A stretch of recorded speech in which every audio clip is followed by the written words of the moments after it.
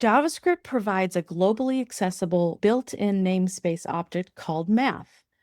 Unlike the custom objects we're learning to build, you do not have to create it or import it. It's preloaded by the runtime engine, and it contains properties like Math.py and other functional methods that will allow us to process numerical expressions. So let's look at some of the different ways to take advantage of this math object.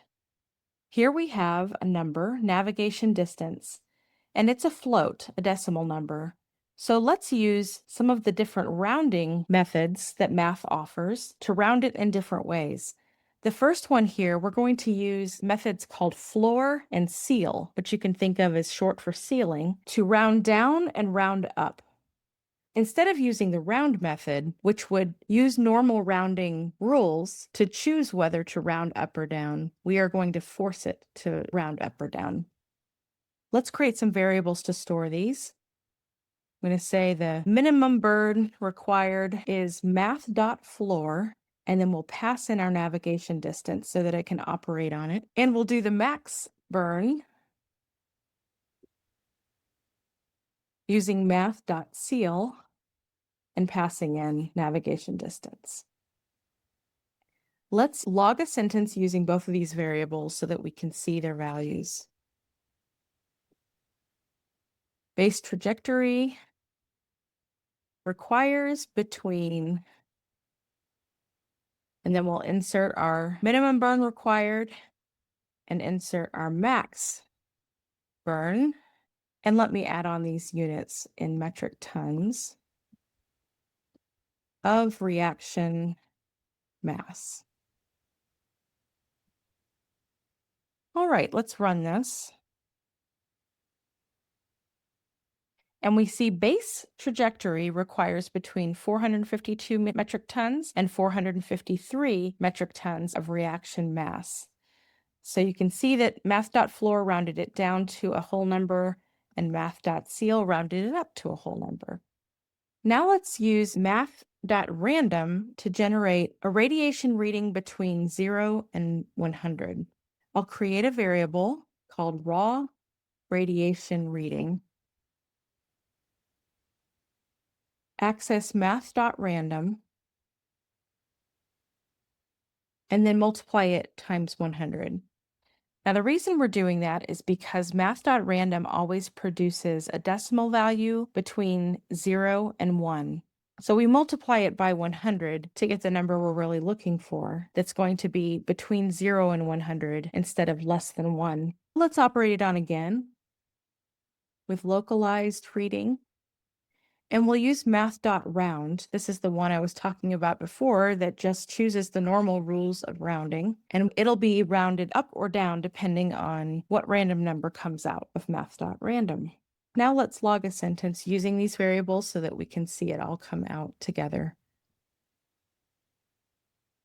Say the Geiger counter registering localized ambient static at, and then enter our localized reading, rads. Let's run it. Okay, Geiger counter registering localized ambient static at 14 rads. Now the real value of this is going to be to keep running this because every single time we should get a different number. Now we get 17 rads. Now we get 94 rads. So you can see this is working. It brings back that random number and multiplies it by 100 so that we get a whole number between 0 and 100. Our next example is going to work with an array of numbers, and we're going to unpack these using something called a spread operator. First, let's try to use math.max to find out the biggest number in the array by just passing in the array, and we'll see what happens. I'll create a new variable, let broken math.max, and pass in whole stress sensors. Let's go ahead and log a sentence with that. direct array argument result is, and then we'll get our broken max check. And I think you see where this is going. By the word broken, we mean that it is not going to work the way we think it's going to work. Let's run this. We see direct array argument result is not a number. So it did not know how to work with that array. So what we're going to do instead is use the spread operator to pass the elements of the array without passing them in the array. And let's practice using both max and min. So I'll start with critical stress peak is math.max. And then the spread operator looks like this. It's 3 dots in a row. And then I just give the name of the array that I want to pull those elements out of and give to math.max. We'll do one more so that we can use math.min. Minimum stress dip is math.min. And then again, the spread operator with whole stress sensors. Let's log these. Critical stress peak. And then we'll log the minimum stress dip.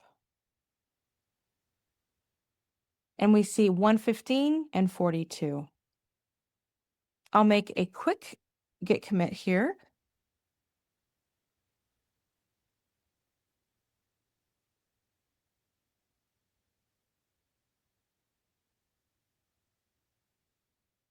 And that's the basics of the math module. Let's go ahead and look at your practice. You're going to have the opportunity to use several of these, including some I didn't cover, like Math.abs, which is to find the absolute value of a number. So work your way through this and you will be able to practice using these different methods and also using the spread operator. That's all I've got. I will see you in the next one.